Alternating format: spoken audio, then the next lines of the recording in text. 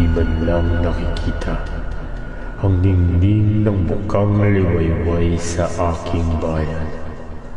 Kayong mga makakakita, salubungin ninyo siya at huwag ninyong kalimutan ang mga tao na lugmok sa dilim ng gabi.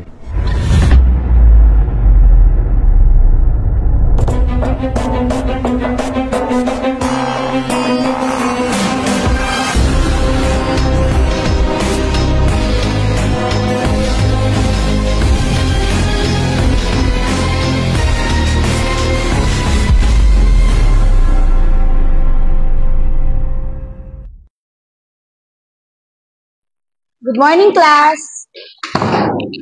Good morning. Kamusta kayo? Gusto po ang lahat? Handa na ba kayo sa ating tatalakayin? Yes po. So, ang ating tatalakayin ngayon is Buhay ni Rizal. So, alam naman natin na si Rizal ay isang pambansang bayani. So, meron pa ba kayong idea about sa buhay niya? Okay, Miss Alamag? Si Jose Rizal ang manunulat ng librong El Filibusterismo at No Limitang Hiren. Tama. Meron pa bang gusto magbahagi? Ikaw, Mabuyo? Si Jose Rizal po ay pinanganak sa Calamba, Laguna. So, yun. Thank you. So, lahat ng inyong nabanggit ay tama. Si Rizal ay ipinanganak noong June 19, 1861 at isinilang sa Calamba, Laguna. Halika ka. Masyano! Masyano! Bakit pa, Tatang? Magdali ka, tawagin ako, Madrona! Sige ba, Tatang?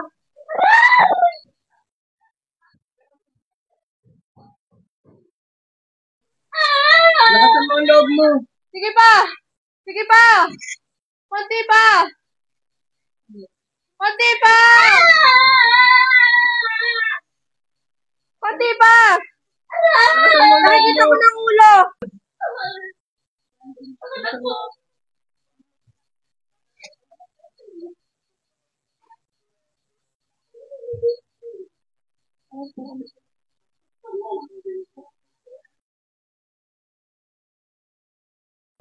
Sige anak, iyong basahin ng alpabetong Tagalog.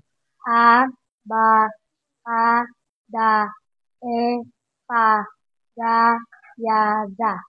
Magaling anak, sadyang napakatalino mo talaga, walang duda. Pero sa halip ay pinaratangan silang suspersibo at pinapatay. Si Padre Burgos, Gomez at Zamora, idinawit lamang sila sa pag-aalsa sa Cavite. Malamang ay minaman-manan ako ng mga Kastila. Dahil may panahon din nakikita ko kay Padre Burgos. Marami din ako natutunan sa kanya. Saksihan ng kapatid ko si Kuya Pasiano ang lahat sa araw na iyon. Siya ang nagmulat sa akin sa mga karahasang nagaganap. Gusto ng mga paring Pilipino na mabigyan sila ng pantay na karapatan kagaya ng mga prailo. Ang inihingi lang naman ni Padre Burgos ay pagka-pantay-pantay ng mga pari, mapapilipino man o Kastila. Shadow, tama na! Simula ngayon, ayoko na matidinig ang pangalan na yan sa pamamahay na ito. Pero Tatang, hindi makatarungan ang kanilang mga ginawa. Nanang, ano yung hindi makatarungan? Pepe, usapang matanda ito. Huwag na huwag kang magsabat. Usapang matanda? Wala pa lamang uban si Kuya Pasiano ah. Pepe, huwag ka masyadong piloso. Nanang, may naisip lang ako. Bakit hindi kami pwedeng sumali sa usapan ng matanda? Bakit kaming mga bata, pag nag-uusap, maaari kayong sumali? Hindi yata makatarungan niyon. Ano bang alam mo sa katarungan?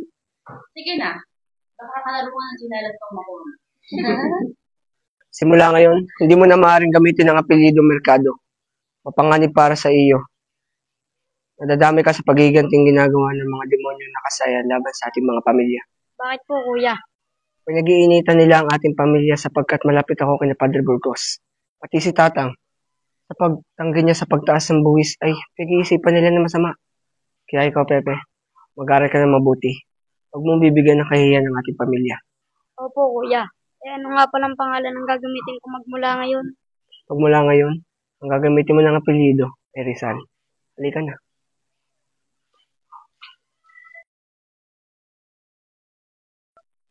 Mahal ko, kailangan na natin papasukin si Pepe sa paaralan. Ngunit mahal, alam mo namang sakitin ng ating anak. Alam ko, mahal ko. Ngunit masasanay rin siya at lalakas ang kanyang katawan. Masyano! Masyano! Pinapatawagin na po ako, tatang. Maaari ka ba lumapit sa akin at ako'y may sasabihin lamang sa iyo? Anak, maaari mo bang hatid ang iyong kapatid na si Pepe sa binyan? Opo, maaari po, tatang. Doon muna siya mamalagi at mag-aral. Sige po, tatang. Sige, maaari ka nang umalis. Akala ko ba gusto mo talaga makapag-aral?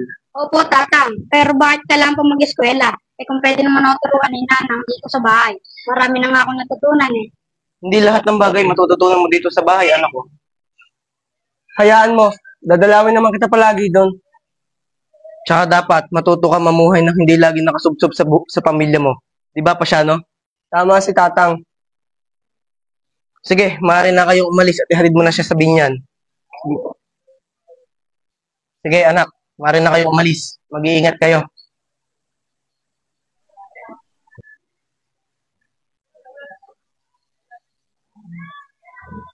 Mag-iingat ka doon, Pepe, ha?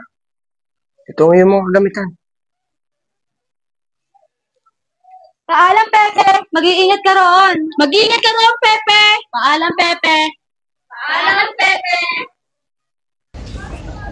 Pepe, may alam ka ba sa salitang Kastila? Ano po ako, senyor? Sa wikang Latin. Ano po ako, senyor? Tonto, ikaw ang onpoko dahil napakaliit mo. Kanya kamay mo. Bakit po? Para bumaon sa utak mo ang matagal mo nang dapat alam. Ngayon, makakalimutan mo na ang onpoko.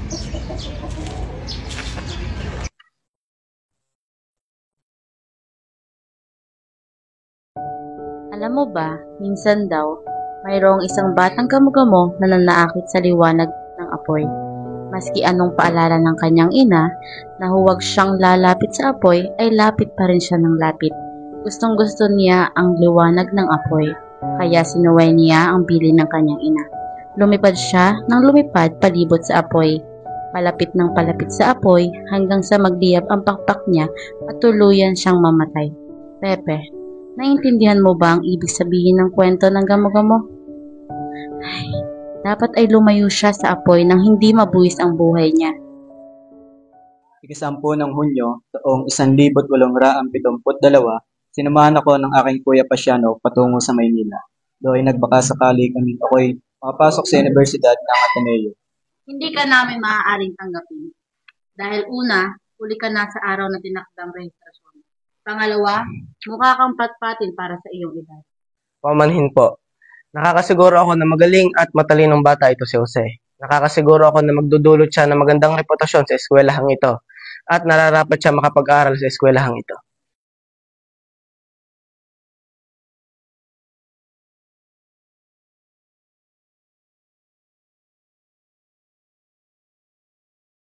Maraming salamat po dahil tinulungan niyo ako para makapag-aral sa Ateneo de Municipal. Walang anuman. Salamat po. Basta pagbubutihan mo ang pag-aaral mo, Pepe. Walang anuman. Salamat po.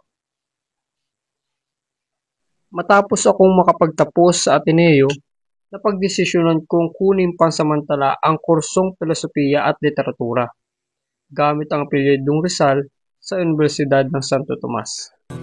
Habang ako'y namay nag-aaral sa Universidad ng Santo Tomas, ay doon ko nakilala ang mahihin at kaakit-akit na dalagang anak ni Tio Antonio Rivera. Siya ay walang iba kundi si Leonor Rivera. At doon nagsimula ang aming matamis na pag-iibigan. Tinig mong kay ganda, maririnig pa ba ang tahaking mag-isa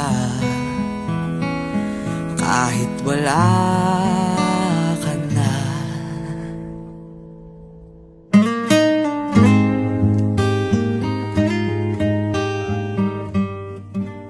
Okay, halika dito.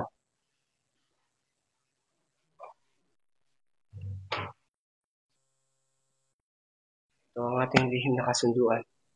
Pupunta ka sa Europa at mag-aaral ng medisina at gagawin na nararapat para sa ating bayan. Kuya naman, May iwan ako dito upang alagaan si Tatang at mga mahalaan ng ating pwedeng. Hindi mo na rin ako mag-aasawa. kuya, bakit hindi kayo magkaroon doon? Bakit ako ang papupuntahin niyo? Dahil ikaw ang higit na makikinabang doon sa Europa. Matututo ka at malaya mong mailalahad ang baho ng pamamahala ng mga Kastila dito. Maraming mga Pilipino doon. Malaya mong maisusulat ang mga pagbabago at mga katarungan sa ating bansa. Kuya, di po ako handa. Hindi lang ako nagpasa nito. Nagkausap na rin kami ng mga kapanalig. Huwag kang mag-alala at padadalan ka namin buwan-buwan. Pero kuya, sinanana, hindi papayag yun. Huwag kang mag-alala, hindi mo na natin sasabihin sa kanila. Sasabihin na lang natin sa kanila pag nasa Europa ka na. Paano sila yun ah? Pepe, napakarami mong tanong. Sarili mo lang bang iniisip mo? Habang ako ay nasa Europa, naging bahagi ako ng kilusang propaganda na nagnanais ng reforma. Dito ko rin isinulat ang aking unang nobela na pinamagatang No Limit Tangere. Mahigpit na ipinagbabawal ang libro na ito sa Las Pilipinas, bagamat maraming kopya na ang nakapasok sa ating bansa. Senyor Rizal, may nagpapaabot po sa inyo ng telegrama.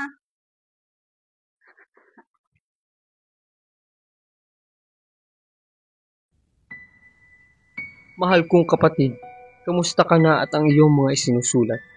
Huwag mong pababayaan ang iyong katawan dahil bukod sa pluma, ang iyong kalusugan ang tangi mong kakampi laban sa ating mga kaaway. Pasensya ka na kung ngayon lamang ako nakasulat, Pepe. Isang malaking trahedya ang nangyari sa Kalamba noong ika-6 ng Setyembre. Dumating dito ang pulutong ng mga Gwardiya Sibil. Matagal nang bulong-bulungan ang paglusob nila mula pa nung tayo magpetisyon laban sa mali nilang pamamalakad. Pero walang nag-akala na magaganap ito sa lalong madaling panahon. Bawat pamilya ay binigyan nila ng 24 oras para mag-ipake at lisanin ang kanilang mga bahay. Nang hindi pumayag si Nanang at Tatang, wersahan silang itinulak palabas. Muntikan na ngang masubsob ang nanang sa putikan, ang mga walang diyang praile. Kasalanan ba kung nagawa ng mga magsasaka na magkaisa at kalabanan sila? Hindi na nga sila itong may-ari ng lupa. Sila pa itong mga may ganang maningil ng buwis. Buti sana kung napupunta ang pera sa gobyerno at hindi sa mga naglilimahid nilang mga simbahan. Noong araw na iyon, kahit saang bahagi ng Kalamba ka magpunta, maririnig mo ang taghoy ng mga tao. Parang isang mahabang parada ng patay na nangyari. Kahit mga bata na karaniway walang kamuwang-muwang. Kahit sila, makikita mong umiiyak. Wala na tayong babalikan. Kinamkam na nilang lahat. Ang ating bahay, ang ating lupa, lahat. Pero magpakatatag ka, Pepe. Patuloy mong ilantad sa buong mundo ang ating hinaing. At huwag kang mag-alala sa amin. Dahil sa kabila ng lahat, hindi kami nawalan ng lakas ng loob.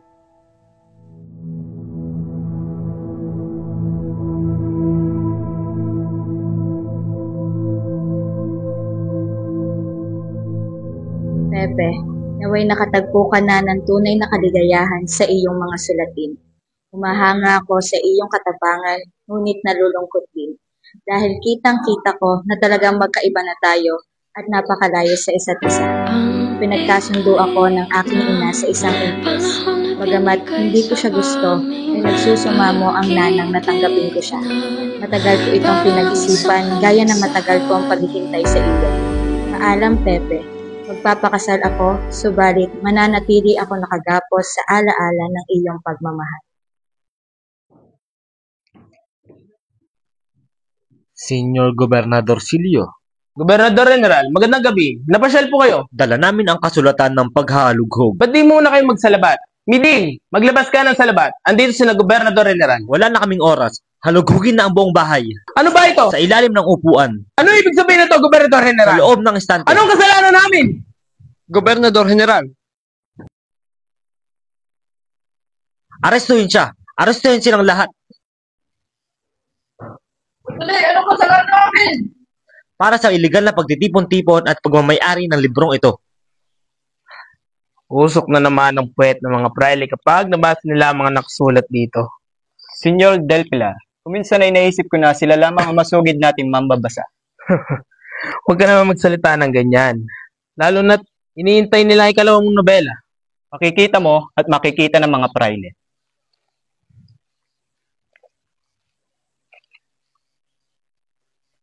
Para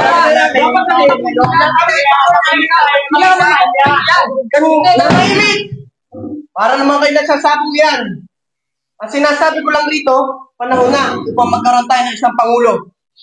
Sandali lang. Bago tayo maghalal ng bagong Pangulo, kinakailangan muna nating kilatisin at alamin ang kanilang kapangyarihan. Naisip ko lamang ang kahalagan ng periodikong La Solidaridad sa ating kampanya. Kung ipahintulot ng ating kagalang-galang na patnugot, ang Pangulong Mahalal ang siyang dapat may huling pasyas sa lahat ng sulating na ilabas dito. Kinalulungkot ko, pero napaka-stupido ko naman na ata kung kakampi ako dyan. Paumanhing kaibigan. Bagamat totoong naglilingkod ako para sa kapakanan ng mga Pilipino, ang periodikong dapat isipin pa ring imprensa. Pribado? Ang mahalaga ay nakakatulong ang ating sulatin para sa ipinaglalaban ng Pilipino. Hindi ba? Pepe, sandali lamang. Pepe, sandali lamang. Marami lang silang kiyaw-kiyaw parang tandang na manok. Ngunit nakakasiguro ako na ikaw ang mananalo bilang isang pinuno. Salamat na lang. Ngunit ang pamumuno na walang pagkakaisa ay walang silbi. Sandali lang. Pagpasensyahan mo na si Marcelo. Alam naman natin mabilis uminit ang ulo noon. Yamalan din na pribado pala ang La Solidaridad. Lubusin na niya ang kaniyang kasakiman. Siya na ang magiging Pangulo. Pepe, maraming umaasa sa iyo. Diyan ako nagkamali. Lagi ako nagsisilbi sa mga bata ang kasamahan natin. Ngayon, matuto sila tumindig sa sarili nilang mga paa. Saan ka naman pupunta? Paano na lamang ang simulan natin? Alam mo, Ponce, nagpakalayo-layo ako sa ating bayan, pero wala pa rin akong marating dahil wala ang kaaway natin dito. Anong ibig mo sabihin?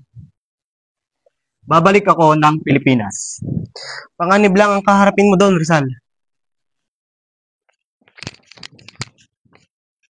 Nagbalik ako dito sa Pilipinas, mga kasama, dahil naririto ang larangan at wala sa ibang bansa. Nilalapit ko sa inyo ngayon ang pagbubuo ng La Liga Filipina.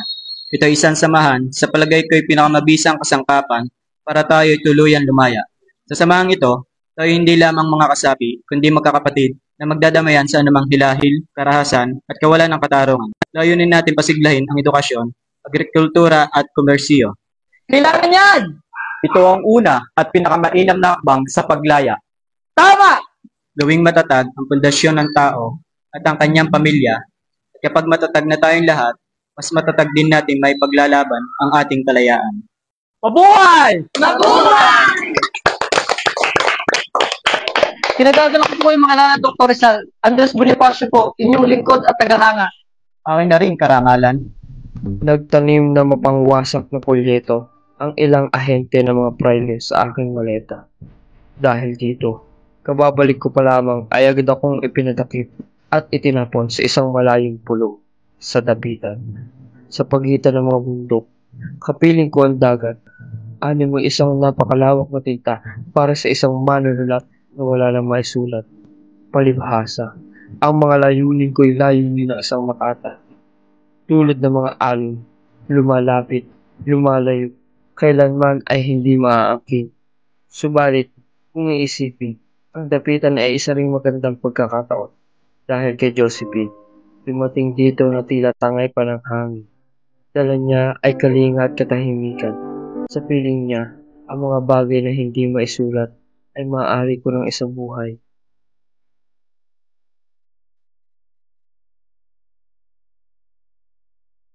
Aray, Jose, mahanap na yata ako.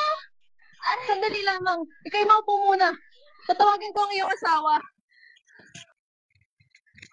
Jose, ang iyong asawa ay mga anak na. Ano? Kumadrona, ano pang kailangan nyo? Aray! Ah! Ah! Ah! Ah! Ah! Ah! Aray! Ah! Ah! Ah! Aray! Ah! Pamanhin, Dr. Rizal, sa aking biglang pagdalaw. Naunawaan ko, Gobernador General. Nakakapagod na ang opisyal na Kastila, pero kayo itong tiisin. Tunay nga sinasabi nila sa akin. Ika'y walang kinakatakutan kaya't kay rami ng iyong mga kaaway. Isa akong ophthalmologo. Ang gusto ko lang ay makakita ng malinaw ang aking mga kababayan. Ngunit talaga bang kailangan mo pang isulat ang lahat ng iyong nakikita? Kung hindi, General, Anong pagkakaiba natin sa mga hayop? Ganyan ba katalas ang dila ng iyong mga nobela? Nabasa mo na ba ang aking mga nobela? Hindi, Dr. Rizal. Sabi nila hindi raw makakatulog kung babasahin ko ito. Kamusta ka na sa prisonong ito? May pinagkaiba ba ito sa dapitan, General Blanco? Mas masikip nga lamang dito dahil nawala ang mga tanawin, ang mga karagatan, mga kabundukan. Pamanhin. Pinaniwala nyo kung pinapayagan nyo pumunta sa Cuba para magsilbing doktor doon. Yun pala'y ipapakulong at ipahuhuli nyo lang ako muli.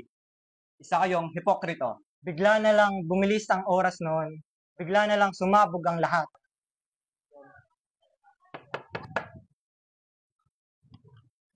Buenas tardes, Senyor Rizal. Buenas tardes, Senyor Tabian. May mainom akong dala, Senyor Rizal. Halika't ating pagsaluhan. Ngunit hindi ako umiinom. Ngunit ito'y parang lambalog lamang na iyong paborito. Kaya lang wala akong nakitang labarog. Sige.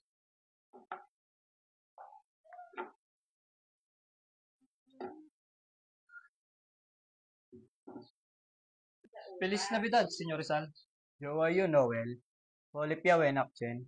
Buon Natale. Merry Christmas, Senyor Tabian. Maligayang Pasko, Senyor Rizal. Senyor Rizal, Uno momento. ito po ang dalawang hamon. Galing po sa mga gwardiya. Pasensya na po at maligayang Pasko po. Maraming salamat. Uwi ka ba sa pamilya mo ngayon? Wala na po akong pamilya. Abay, edi salo mo na kami dito. Hindi po maaari. Meron pa po akong gagawin sa labas. Pasensya na po at maligayang Pasko po uli. Maligayang Pasko rin! Ikaw, Tabian, nasaan ang pamilya mo? Nasa Europa na silang lahat. Ako na lamang ang naiwan dito. Pati na rin si Jose, nandun na rin. Ako na lamang ang nagtitiis sa napakainit na lugar na ito. Bakit? Ano nakikita nyo sa aming mga Indio? Hindi ko alam. Siguro dahil dito sa Lambanog. Alam mo ba, na ang malayo sa iyong pamilya ay parang sentensyang walang depensa. Kapag Pasko, nagsasalo-salo kaming lahat sa inihandang lechon ni Tata. Kami naman ay sabay-sabay namin binubuksan ang mga regalo mula sa ilalim ng Arbon de Navidad. Nagkakantahan sa bahay-bahay ang mga bata, mga pastora sa Bilen. Ngunit wala akong makitang liwanag kay Simon. Noong si Ibarra pa lamang siya, oo. Ngunit nung nagsisisimula siya, nawala na ang kanyang kabutihan. Umitim na ang kanyang kaluluwa. Ikaw, Dr. Rizal, naniniwala ka na rin ba? Nagbago na rin ba ang paniniwala mo? Naging si Simon ka na rin ba? Gagamit ka na rin ba ng dahas at mag-uudyok ng revolusyon? Naniniwala ka na rin ba sa pagdanak ng dugo? Higit pa sa nitroglicerina. Ito'y mga luhang naipon, mga damdaming tinimpi at inapi. Ito na ang oras ng paghihiganti. Naglagay rin ako ng pulbura sa lahat ng sulok ng bahay ni Kapitan Tiago. Mamaya, ilalagay ito sa gitna ng mesa. At sa takdang oras ay magdidilim ito. May lalapit para palakihin ulit ang sindi. Puputok ang lampara nito. At nasa pagtitipong yun lahat ng mahalagang tao sa gobyerno at sa simbahan. Sa gabing ito'y maririnig ng buong Pilipinas ang putok na dudurog sa mga mapaniil na dayuhan na nagkukubli sa likod ng simbahan at ng pamahalaan. Hindi kaya't ginamit mo lang iyong nobela para makapaghiganti? Dahil nawalan ka ng kasintahan, nawalan ka ng pamilya, ng propesyon. Hindi kaya't nagsisinungaling ka at ginamit mo lang ang iyong sariling sining?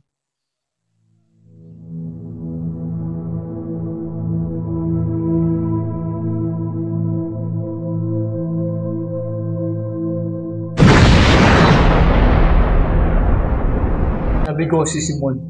Nabigo ka rin. Sa bagay, saan ka ba nagtagumpay? Sa mga nobela mo sa Europa noon? O sa mga nobela mo ngayon? Di lahat ng ginawa ko ay nabigo. Noon yun, noong bata ka pa, na kahit anong gawin mo, excelente. Pero iba na ngayon. Ang no limit ang hiray. Nabigo ka. Ang El Filibusteris mo, nabigo ka na rin. Tulad ng mga tauhan mong si Simon at si Ibarra, na wala ka na ng saysay. Hindi mo nakikita ang katotohanan dahil nakikita mo lamang ang sarili mong ambisyon. Ano ang gagawin mo kapag nalaman mo na ang mga sinulat mo ay kapag ikaw ay namatay, miski ni isa ay walang makakaalala? Para mo na rin akong sinintensyahan ng kamatayan. Gabi na, pupunta pa ako sa Malacanang. Magkita na tayo bukas sa korte. Guarda!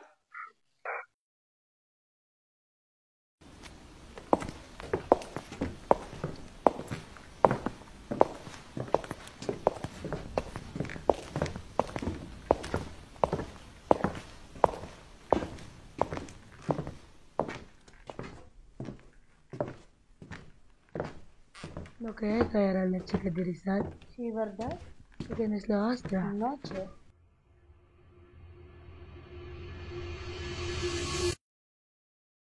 Anotasyon sa kasaysayan ng Pilipinas at sa kawalang katapusan serye ng mga polyeto, mga manifestong nagpapakita ng paglaban sa simbahan sa mga praile at pahamanahang Espanya. Si Don Jose Rizal ang tagapanguna sa kilusang revolusyon at dapat siya magdusa sa parusa itinakda ng Senado. Bilang resulta, ang krimen ay paghihimaksik ay dapat patawan ng kamatayan. Sa maraming taon, ngayon ang pangalang Rizal ay naging sigaw na ng pakikibaka. Siya ay tinuring na simbolo ng damdaming revolusyonaryo. Sa anong mga dahilan? Nagkaroon ba si Rizal ng anumang pampublikong aksyon? O pahayag ng sariling pagtitiwalag? Siya ba ay naghayag sa harap ng Espanya na kanyang kinukundina na siya ang pinuno ng lupain na ito at nag-uudyok ng pakikipagdigma at sirain ng inang bayan? Ikaw, Jose Protasio Rizal Mercado y Alonso Riolonda, ay napatunayang nagkasala sa kasong sedisyon, rebelyon at pakikisangkot sa pag-aalsa. Ikaw ay hatulan ng sentensyang kamatayan sa 30 ng Disyembre taong 1896 sa Bagong Bayan.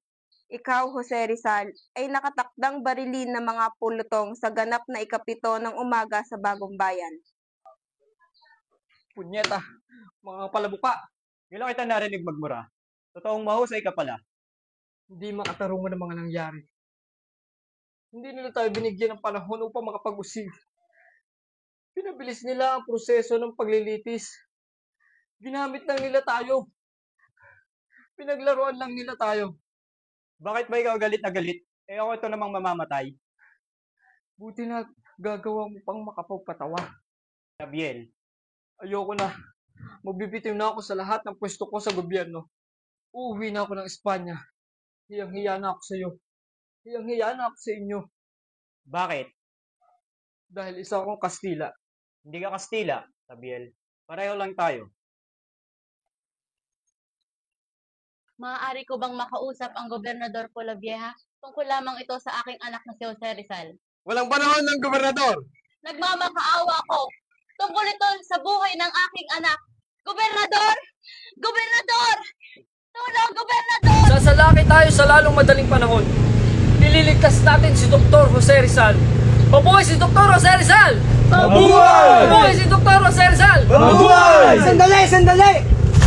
Magulos din kayo mga kapatid. Magsihinahon kayo. Maigpit ang pagbabantay kay Pepe. Hindi maaari tayo sumugod sapagkat hindi sila papayag na mailigtas ang aking kapatid. At handa rin kami. Hindi kami natatakot sa kanila. Mga kasama! Hanggang kamatayan! Hanggang kamatayan! Magsitigil kayo! Magsitigil kayo! Ako man gusto ko mailigtas ang aking kapatid. Ngunit kailanman hindi papayag si Pepe na dumanak ang dugo ng dahil sa kanya. Nasa kamay na ng Diyos ang kanyang kaligtasan. Wala na tayong magagawa. Mahal kong kapatid, may 4 na taon at kalahati na tayong hindi nagkikita o nakakapag-usap man lang at maaaring kailanman ay hindi na magkita. Ngayon, ako ay mamamatay na. Dinaramdam ko na maiiwan kang mag-isa upang pumasan ng buong bigat ng ating mga kaanak at ang ating matatandang magulang. Nagugunit ako ang kalakhan ng iyong hirap upang ako ay mabigyan ng isang karera. Pero hindi ko inaksaya ang panahon ko. Pepe? Nanang, mano po? Nanang, pagkamatay ko po, hilingin niyo agad ang aking bangkay dahil baka kung saan ito itapon. Ibawan niyo po ang aking bangkay sa lupa at lagyan niyo po ng isang bato at isang cross. Ilagay niyo po ang aking pangalan, kapanganakan at kamatayan. Yun lamang po, Nanang. Wala na pong iba. At kung nanaisin niyo pong lagyan ng bakod ang paligid na aking puntod, maaari niyong gawin. Wala lamang pong anibersaryo. Nanang! Pepe! Nanang! Pepe! Regalo sa akin to ng mga tabera. Hiling ko sa official na ibigay ito sa inyo pagkamatay ko. Mayroon lamang ito. Alam, Pepe.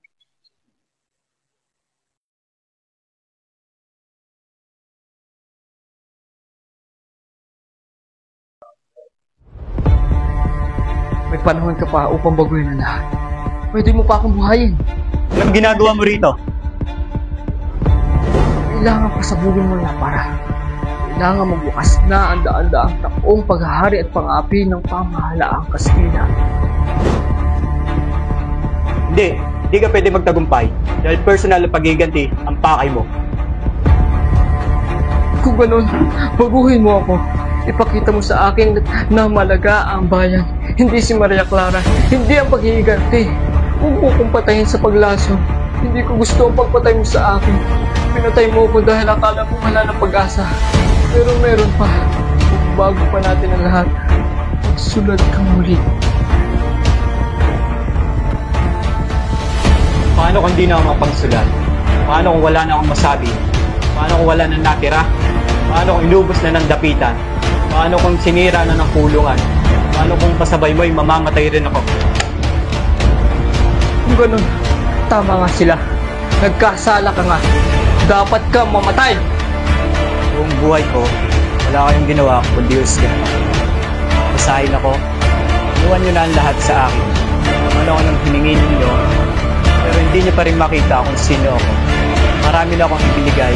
Bakit pati ang buhay ko? Patahimigin nyo na ako para makita ko ang sarili ko.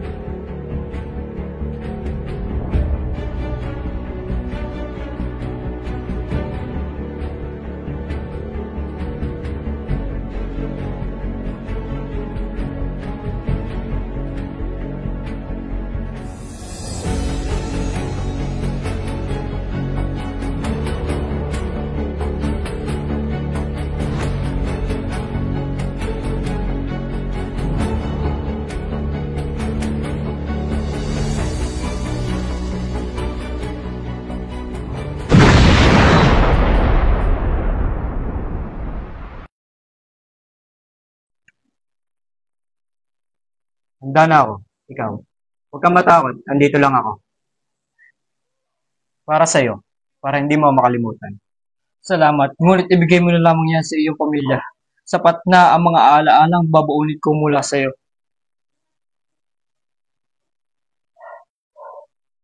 Akala siguro nila itatakas ako. Saan ako pupunta? Sa dapitan?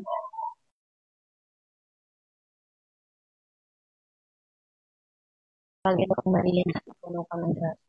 Ang Panginoong Diyos ay sumasayo. Bukod kang pinagpala sa babaeng lahat at pinagpala naman ang iyong anak na si Jesus.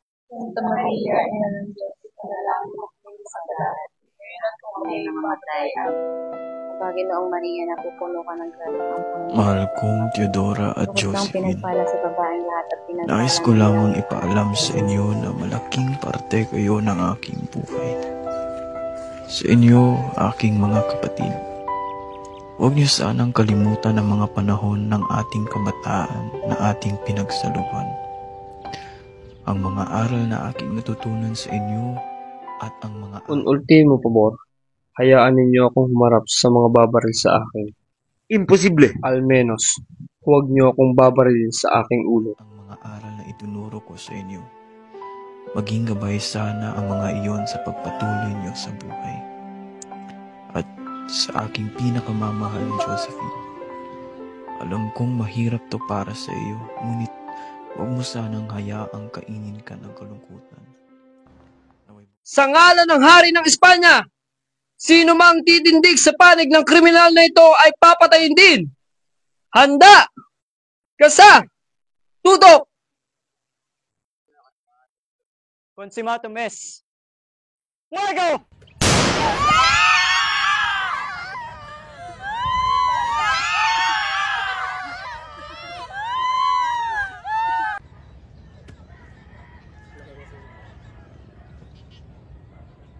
Tira de gracia.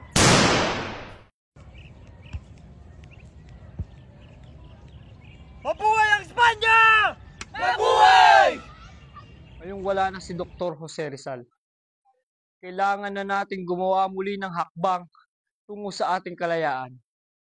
Kailangan na nating wakasan ang daang-daang taon na pangalipin sa atin ng pamahalaang Kastila. Mamayang gabi, nakatakda tayong sumalakay sa mga Kastila.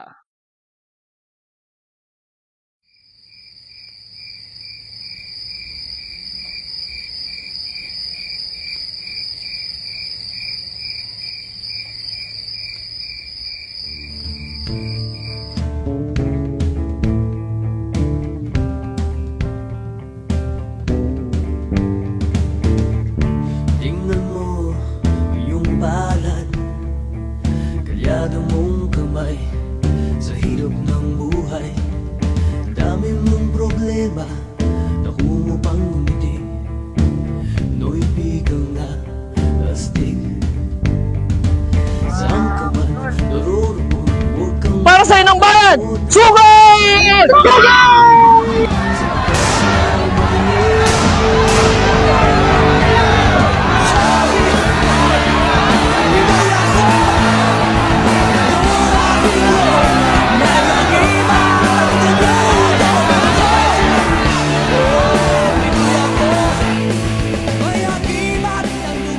Oh, si Dr. Jose Rizal.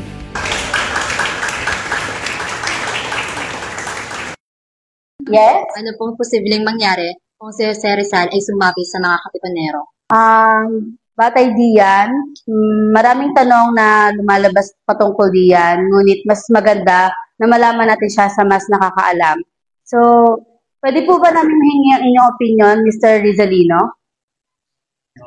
Okay, magandang umaga sa inyo. Ako nga pala si Lucio Rizalino, ang principal ng paaralan na ito. Batay sa inyong tanong, mas malakas ang suporta at pagkakaisa. Dahil si Rizal ay isang iginagalang na leader at intelektual. Kung sumama siya sa katipunan, malamang na mas maraming ilustrado at edukadong Pilipino ang sumuporta sa revolusyon na maaaring nagpalakas sa kilusan. Sunod naman ay mas organisado ang revolusyon. Dahil sa talino at husay ni Rizal sa pamumuno at pagsusulat, maaaring nagbigay siya ng mas matibay na ideolohiya at estratehiya sa katipunan. Pwede niyang gamitin ang karanasan niya sa politika at diplomasya para mas maayos ang plano. Pangatlo, mas maagang kalayaan o mas maras na tugon. Posibleng mas naging epektibo ang revolusyon kaya't mas maaga nakamit ang kalayaan. Ngunit posibleng naging mas maras din ang tugon ng mga Espanyol dahil sa pagsali ni Rizal na noon ay kilala sa buong mundo. Senyor Rizal, Bakit? pinapatawag kayo ng Supremo para sa pagpupulong. Para raw po ito sa ating paglusob mamayang gabi. Na ba iba nating katipunero para sa paglusob natin mamayang gabi? Hindi ko po alam, kaya tara na po. Sa mundong kinagkagalawan, pagmasdan ang larawan ng itsurang nagmamalakas. Hindi pwedeng mabulag, makinig sa tamang tinig. Palagang mapapala sa taong walang kahulugan.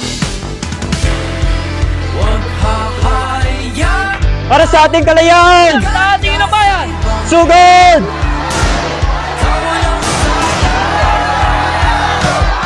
Halika na, tuklasin ang mundong unang maisip. Halika na, tuklasin ang mundong. Ikaw walang sala. Mabuhay ang Pilipinas! Halika na, tuklasin ang mundo-mundo ng isipan mo. Halika na, tuklasin